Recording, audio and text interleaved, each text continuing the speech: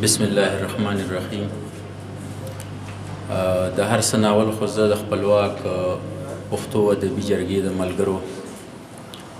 یو جهان مننه کوم چې دومره ښه تقریبي دلته را جوړ کړی دی، او بیا د دې ناستو کسانو، مشرانو، کشرانو په سټیج د میلمنو شکریه ادا کوم، ځکه چې زمونږ په دې خاوره کې د ادبي او علمي پروګرامونو د اورېدو د برداشت ماده هغسې نه ده څنګه چې پکار ده. اکثر له زمونږ ملګري مشاعرو ته خوشحالیږي، نو زما په خیال چې دا د دې یو ډېر لوی اقدام دی چې دوی دلته ناست دي او دا خبرې اوري او دا برداشت کوي.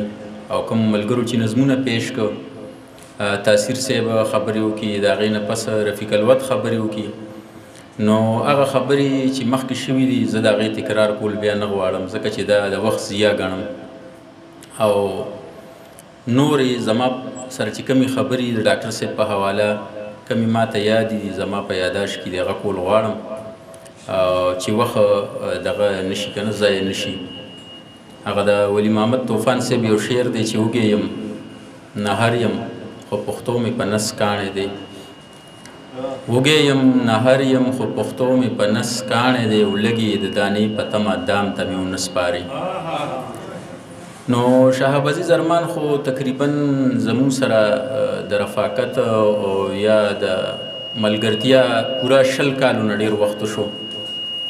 دی په 2003-2004 کې پښتو ټولنې ته راغلی او مهر خلیل صاحب په وساطت باندې، او هغه وخت کې چې کوم دی ځوان و، اوس هم ځوان دی، او زما او د ده د عمر هغه دغه چې کوم دی هغه هم تقریبا دی 1 کال ما نه کشر دی، همزولی یم. بیا مونږ مختلفو ځایونو ته تلي یو، مشاعرو له، ادبي جرګو له، غونډو له، ډېره سختې نرمې په دې کې مونږ مجله چلولې ده 15-16 کاله یو ځای مونږ دې پاتې شوي یو. خو زمونږ په پښتو ادب کې ځینې خلک داسې وي چې هغوی یا خو د تقریر ماده لري یا د تحریر ماده لري، په دواړو حوالو یا په ډېرو حوالو دا ډېر کم شخصیتونه وي چې هغه حاوي وي، او په هغه شخصیتونو کې په نوي اثر کې دی هم دی. لکه زمونږ چې خپل مشران ګورو، لکه د ولسي ادبي جرګې دور ګورو، هغه مشران ګورو، نو هغې کې یو سړی وي چې هغه په تنقید کې ښه نقادي خو ښه شاعر نه دی، او ښه شاعري ښه نقاد نه، ښه افسانه نګاري خو ښه تحریر نشي کولی، ښه تقریر نشي کولی. نو دا هغه واحد شخصیت دی چې دی په یو وخت ښه شاعر هم دی، ښه ادیب هم دی، ښه محقق هم دی، او ښه نقاد هم دی. نو دا زه یو قدرتي ګاډ ګفټډ ګڼم. دا بعضې خلکو ته الله تعالی ورکړي په یو وخت دا ټول څیزونه په یو انسان کې را یوځای کېدل. او دا چې کوم دی ډاکټر اعظم ډېر ښه شاعر و، ډېر لوی سړی و، خو چې کله به تا دغه خبرې او دغه اورېدنو بیا د هغه د تقریر ماده هغه نه وه څنګه چې د هغه په لیکونو کې وه یا د هغه په شاعرۍ کې وه. نو شهاب عزیز ارمان په موږ سره په یو وخت کې داسې انسان دی چې دی ښه شاعر هم دی، دی ښه ادیب هم دی، دی ښه محقق هم دی، دی ښه نقاد هم دی، او دی ښه مقرر هم دی. او د دې نه علاوه دی د انتظاماتو، لکه اوس مونږ اکثر له غونډې به چې کوو، کله چې زمونږ په چاپېرچل کې یا زمونږ په ټولنه کې د چې کله پی ایچ ډي وکړو، مونږ بیا د په اعزاز کې پروګرام کولو، نو مونږ په دې نه پوهېدو چې مونږ پروګرام څنګه وکړو. مسله دا وه چې پروګرام په ده، نو چې کله په ده پروګرام د ځان متعلق څوک انتظامات نشي کولی چې ته نظم ولیکه، یا ته زما په حواله خاکه ولیکه، یا ته تکل ولیکه، یا ته به دا وې، دا خو ممکنه نه ده. نو مونږ ته ډېر زیات مشکلات وو. خو د وخت تېرېدو سره د ده ذات چې کوم دی هغه نه تر خپلو ملګرو، نه تر خپل کوره، نه تر خپلې ټولنې محدود پاتې نه شو، بلکې هغه د سیف الرحمن سلیم یو شعر و، د هغې شکل اختیار کړو چې سرحدونه مې نظر کې نه ځایېږي، د نړۍ د هر وطن زه باشنده یم، دې تر خیبره تر ملکنډه چې چېرته تللی دی، تنګي کالج کې د وخت تېر کړی دی، نو هلته هم د ده شاګردان هم شته، حلقه احباب هم شته دی، دلته سپیریر ساینس کالج ته راغو، دلته هم شته دی. او بله دویمه دا یو داسې انسان دی چې دې ستړی کېږي نه. اکثر له ما دا خبره دوی سره تکرار کړې ده، اوس دلته هم کوم چې یاره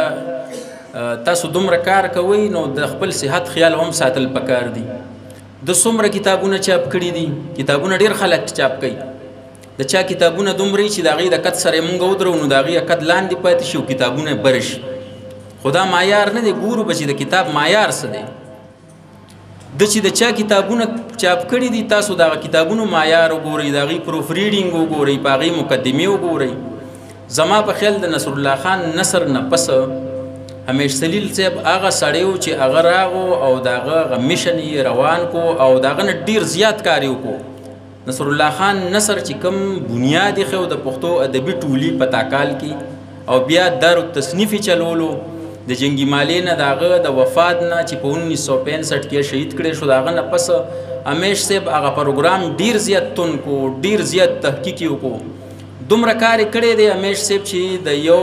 اکیډمۍ نه زیات کار کړی. د پښتو اکیډمۍ نه د هغه زیار زیات دی چې ورسره یې وتلي. د پښتو اکیډمۍ د ابتدا نه واله تر اوسه پورې د ټول شریک کار او د همیش صاحب ځان له کار ته ایسۍ و. بیا هغه کار ته یې د یو بل وارث ضرورت و نو مونږ ته الله تعالی ډاکټر حنیف خلیل راکړو. نو هغه د همیش صاحب هغه کار چې کوم دی نورم مخ په وړاندې لاړو او هغې هم ښه کار وکړو. او دا د هغه کړی د هغه د نصر الله خان نثر نه پس د همیش خلیل دویم او حنیف خلیل دریم دا د هغه زنځیر څلورمه کړی ده چې د شهاب عزیز ارمان صاحب په شکل کې مونږ سره موجوده ده. دا د هغه پښتو ادبي ټولي یو تسلسل دی. هغې به څه کول، د الطاف صاحب دلته ناست و، هغې به په تاکال کې په سکولونو کې د مازدیګر نه پس د پښتو کلاسونه خلکو ته اخیسته. تاسو ته د یاد چې دلته اکثره زموږ د پښتو شاعران دي هغې خپل شعر هم نشي لیکلی. نو هغې دا کوشش کولو چې خلک د پښتو لیک او لوست زده کړي، خطونه یو بل ته ولیکي، د پښتو د کتاب مطالعه ورته اسانه شي. نو دا به هغې کلاسونه اخیسته او د ماښام نه مازدیګر نه پس به اخیسته او دا به نصر صاحب او همیش صاحب د فري اخیسته، چا نه پیسې د دې نه اخیسته. یو ډېر لوی تبلیغ شروع کړی او نصر صاحب هغه سړی و چې زه وایم دا نن چې مونږ دلته ناست یو دا د هغه سړي برکت دی. ولې چې حمزه صاحب په خپله په یو ځای کې لیکي چې نصر صاحب دومره لوی منتظم و چې په لوړګي کې مونږ مشاعره کوله نو مونږ به د تاکال نه نصر صاحب د انتظاماتو دپاره راوښتو او هغه به په سیکل د تاکال نه لوړګي ته راتلو. نو زمونږ د خیبر سره هغه رشته د پرون نن هم قایمه ده. نن هم چې څومره کتابونه چاپ کیږي د خیبر نه په هغې کې د شهاب صاحب یو ډېر لوی کنټریبیوشن دی. د چا کتابونه هم چې چاپ شوي دي، څومره مخکتنې هم چې کیږي، څومره ښه پروګرامونه هم کیږي د اوسه، نو د دې پکې ډېره لوی څه وي. دوی پکې سټیج هم کوي، دوی ولې انتظامات هم کوي، دوی د خلکو ته د مقالو هم وایي، دوی د نظمونه هم وایي. نو زه دا وایم چې کار چې کوم دی او معیار چې کوم دی هغه نه ختمیږي. اوس مونږ به صرف دې ته نه ګورو چې شهاب صاحب شاعر دی نو د هغه په شاعرۍ ځان له بس کیدی شي. د کم معیار شاعر دی، ښه نظم لیکي، ښه نظم لیکي، دا ځان له د هغه یو حصه ده او دا یو داسې حصه ده چې په دې حصې باندې سړی په ګنټو خبرې کولی شي. د هغه په غزل کې څه دي، د هغه په نظم کې څه دي، بیا د هغه په تحقیق کې څه دي.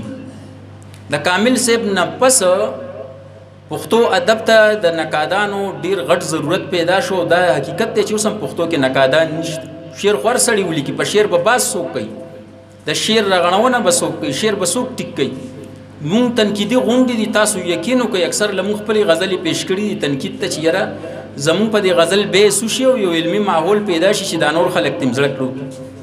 غزل مونږ پیش کو، بیا کس نه چې په غزل یا په شعر یا په مصرع یا په لفظ یا په محاورو یا په روزمرو خبرو کې. ولې مونږ سره عالمان نشته؟ زمونږ بدقسمتي ده. مونږ په هر ځای کې ادبي غونډې او جرګې لرو خو مونږ سره عالمان نشته. نو چې تا سره عالم نشته ستا ژبه خو مخکې نشي تللی، ستا شعر هم مخکې نشي تللی. بس ارمان او جهان او خزان به یو ځای کې ټول عمر به دا سلسله رواني. په درزنونو په لکونو د پښتو کتابونه چاپ شو. معیار یې څه دی؟ تر اوسه پورې داسې یو اداره، داسې یو کمیټي، داسې یو دغه نشته، یو تنظیم نشته چې آیا په دې وخت کې چې د مقابلې دور دی، په هر مد کې خلک مقابله کوي، دنیا روانه ده.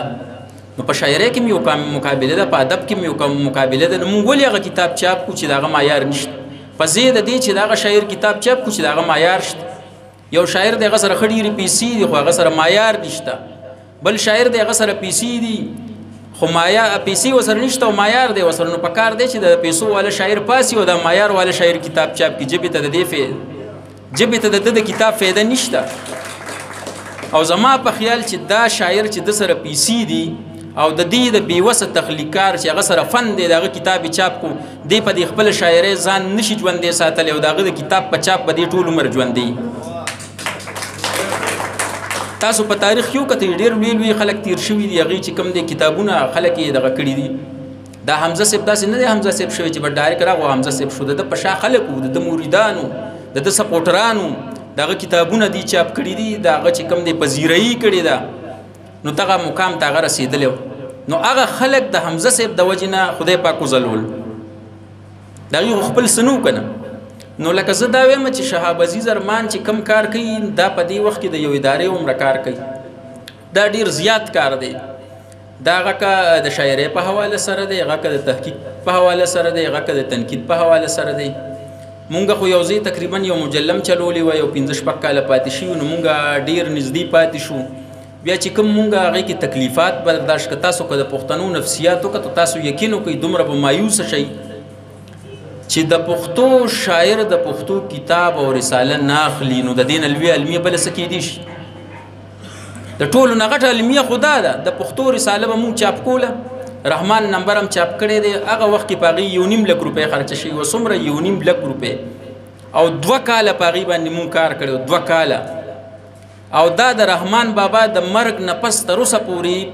د پښتو د رسالو په تاریخ کې د ټولو نه ضخیم نمبر او د ټولو نه معیاري نمبر دی. خو د پښتو شاعرانو نه دی اغشتی. مونږ په چا خرڅ کړی دی؟ هغه مونږ په سیاستدانانو، بزنسمینانو، په هغه خلکو چې د هغې ادب سره تعلق نه. خو د رحمان بابا د تصویر د وجې نه هغوی 10,000 روپۍ 5,000 روپۍ ورکړي دي، ډونیشن ورته خلکو کړی دی. نو زمونږ چې دا معیاري دا کم چې مونږ نن سبا دی پښتو کتاب خو ته چاپ کړې، خو اول شاعره ته دي ته وګوره تا سره د رحمان بابا کتاب شته نشته، د خوشحال شته نشته، د حمزه نشته، نو ته کتاب چاله چاپ کړې؟ ته به چا نه دا توقع لري چې زما کتاب به څوک واخلي او به وګوري؟ او آیا زمونږ غونډې یا زمونږ مجالس هغومره ادبي دي چې مونږ یو کتاب چې کوم دی مونږ خو زمونږ یو مشر دا خو به ډېر لوی خلک لکه د ډاکټر شهاب عزیز ارمان په شان، د تاثیر صاحب په شان، د حنیف صاحب په شان چې دی زمونږ نوې نسل چې کوم دی هغوی له حوصله ورکوي، هغوی ته وایي چې ته زما کشر یې، خو تا کې تخلیقي جانسر تا کې الله تعالی یو خدای داد صلاحیت یې او هغه ته مخکې په وړاندې بوځي، دی وله حوصله ورکوي. نو که مونږ دا کار ونه کړو، که مونږ خپل نوي نسل کې نوي خلک پیدا نه کړ، نو څنګه چې ستا اقتصاد ختم شو، څنګه چې ستا سیاست ختم شو، څنګه چې ستا وقار ختم شو، ستا پښتو ادب هم په ختمېدو دی. نو شهاب عزیز ارمان هغه سړی دی چې دی خلک پیدا کوي، دی که سبا نم وي نو په لکونو کې به د ده شاګردان او د ده چې کم فکر دی، کم فلسفه ده، کم خدمت دی، کم کار دی، کم تحقیق دی، کم تنقید دی، د نظم او نثر په مختلفو حواله د انتظاماتو، لکه څنګه ما چې مخکې ذکر وکړو چې نثر صاحب خو نن نشته، خو د هغه تحریک د شهاب عزیز ارمان په شکل کې ژوندی دی او روان دی. دا تاثیر صاحب به سبا نی، نو که دلته د خلک پیدا نه کړو دا اسم نه دی، د ده دا کم کوششونه چې دا به ضایع شي. شهاب صاحب په یوازې ځان دغه نه واغله د تورخم د باډر نه واله تر ښکته مارګلې پورې ګرځي، هر ځای ته ځي، د خلکو په کتابونو کوم مقدمې لیکي، خپل نوی نسل دی دپاره تیاری چې د خپلو مشرانو کم ادبي تسلسل دی، که هغه د کتاب په شکل کې دی، که د شعر په شکل کې دی، که د تحقیق په شکل کې دی، که د تنقید په شکل کې دی، چې هغه دوام ومومي، هغه وده ومومي. یو لږ کتابونه چاپ کول یو خبره،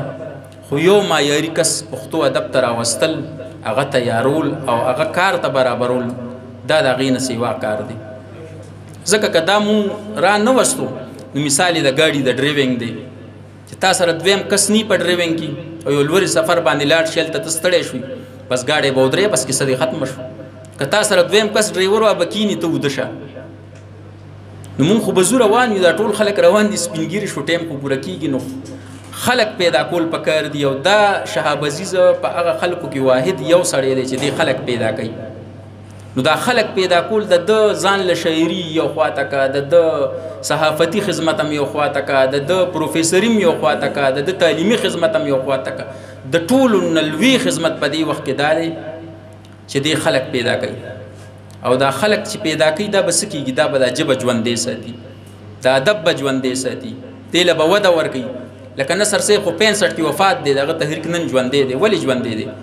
همیش صاحب هغه تحریک له وده ورکه هغه حنیف خلیل ته کنورټ شو شهاب عزیز ارمانه پورې راغو مخکې به څه کېږي حمزه صاحب خو وفات شو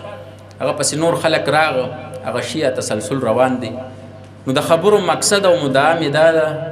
چې که مونږ خلک پیدا نه که مونږ د خلکو اهمیت تسلیم نه کو لکه دا زمونږ کشر دی ما په د یو نظم هم لیکلی په 2007 کې ما ته بیګا سمر صاحب ویل خو زه هغه نظم دلته ځکه نه پیش کوم چې هغه وخت کې د هغه نظم احاطه دومره وه اوس د کار وکار او عظمت دومره کلو شوی دی چې د هغه نظم خېټه ډېره وړه ده چې زه دلته پیش کوم تاسو به خاندئ چې دا څه نو هغه نظم زه د خپل کتاب نه موسو باسم چې زه اوس داسې نظم ولیکم چې هغه د 10 جامع سره جوړیږي ولې د هغې نه پس ډېر لوی کار وکړو 2004 او 7 خو ډېر مخکې خبرې دي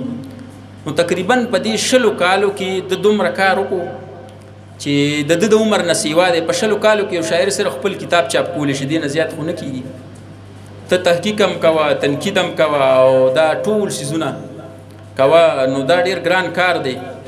نو زه بیا یو ځل د خپلواک پښتو ادبي جرګې او د دې ملګرو ډېر زیات ممنون او مشکور یم چې دوی داسې یو پروګرام دلته را جوړ کړو او په اخر کې یوه خبره کوم او هغه دا کوم او عرض یې کوم چې دا مشاعرې دا بس که ختموي نه نو محدود یې کوي تنقیدي اجلاسونه که مونږ تنقید تحقیق او دې څیزونو ته وده ور نه کړه دا شاعري چې کوم دی پښتو ژوندی نشي ساتلی دا پښتو به ختمیږي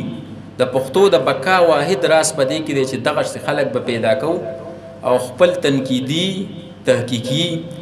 شعور ته به وده ورکوو او خپل زمونږ د کام ژبې او خاورې چې کومې مسلې دي لکه زه د دې اثر شاعر یم که ما د دې کام د دې خاورې او د دې خلکو مسایل په خپل لیکونو تخلیقونو نظم او نثر کې را نه وسته نو د ټولو نه لوی مجرم زه یم بیا ولس دی ته د ولس ترجمان یې که زما یو شاعر ادیب د خپلې خاورې د خپل کام د خپلو وسایلو د خپل اختیار خبره په خپلو تخلیقونو کې را نه وسته او خپل ولس ته شعور ورنکو زما په خیال چې د دې کام د دې ژبې د دې خاورې د ټولو نه لوی دشمن خو بیا تخلیق کار دی ته خو سترګې ته به کام له شعور ورکې نو شعور به هله ورکې چې تا سره پوهه وي تا سره علم وي زه ستاسو ډېر زیات وخت ما واغشتو او په ډېر بخښنې سره په خپلواک پښتو ادبي جرګې ته او ډاکټر شهاب عزیز ارمان ته د دې دومره ښکلي تقریبه مبارکي ورکومه ډېره مننه ډېره شکریه